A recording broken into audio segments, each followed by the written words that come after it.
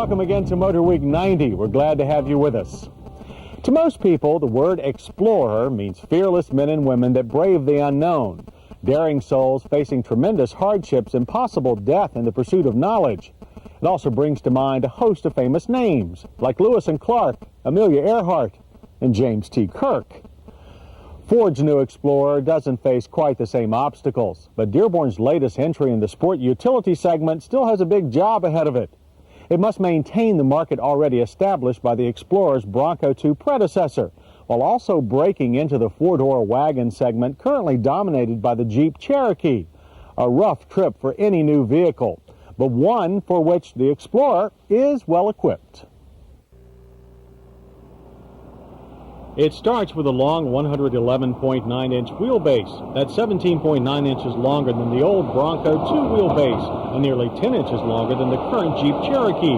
While that long wheelbase should help quell the rollover fears often associated with short sport utility vehicles, the real advantage is in interior room. There's an inch more legroom here than in the Jeep Cherokee, and an inch more headroom, and 2.3 inches more shoulder room.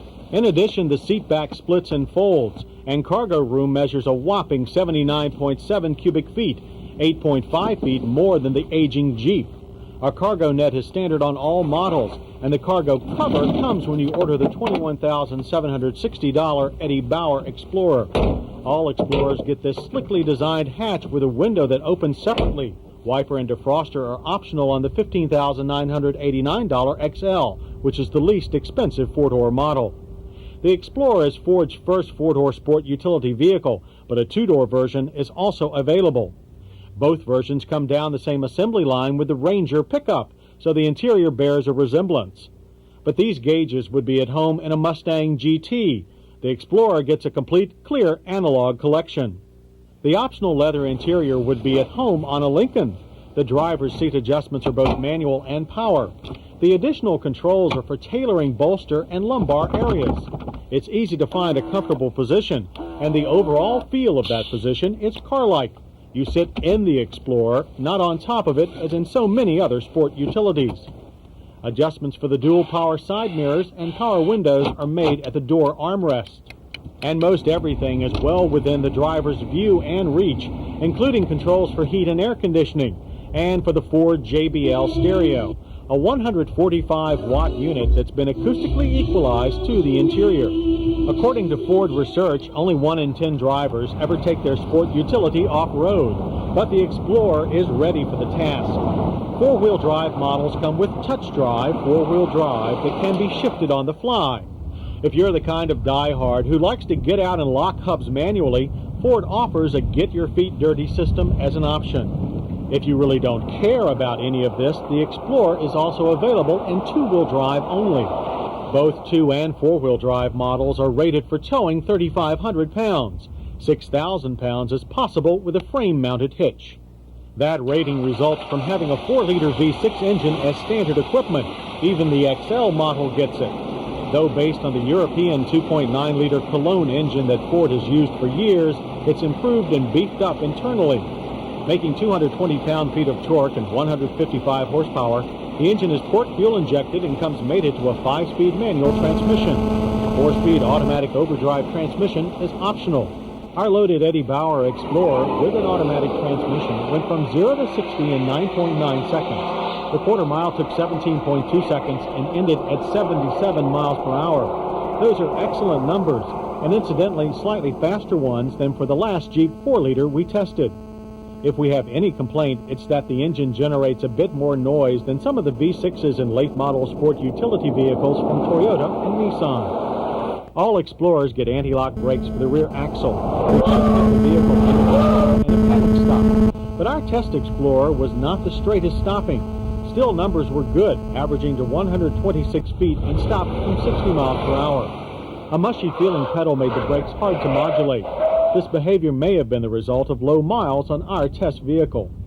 As for handling, the Explorer responds to a hard turn with less body roll than we'd have predicted. Plow at the front end, however, is heavy. The steering is not especially quick, but it transmits plenty of positive feedback to the driver. But the Explorer's high center of gravity really shows itself in a high-speed lane change maneuver.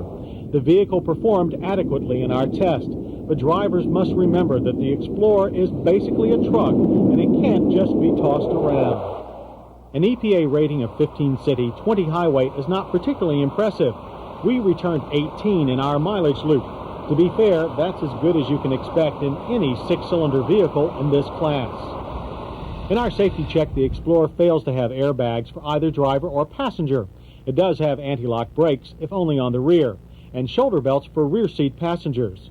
Despite a lack of airbags, we commend Ford for the Explorer's other safety equipment. Front and rear 2.5 mile-per-hour bumpers, side door impact beams, front head restraints, and even a high-mounted stoplight are all standard, even though they are not yet required by law in sport utility vehicles. Explorer competitors aren't so equipped. We like the balance that the Explorer strikes between truck-like utility and car-like comfort.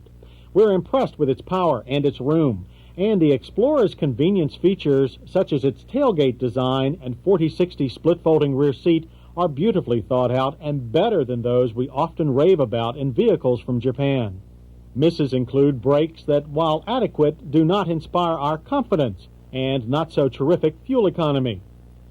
For comparison, the aging Jeep Cherokee Wagoneer has less interior room and fewer convenience features. It is, however, more maneuverable off-road and offers anti-lock brakes on all four wheels. Toyota's four-door 4Runner also has less interior room. It offers less power and load-pulling torque than the Explorer. It does have a smoother, quieter engine. It's all too rare these days that we can say we prefer an American vehicle to one from Japan. And it's not just the Explorer's size that makes it better. The credit also goes to designed-in features.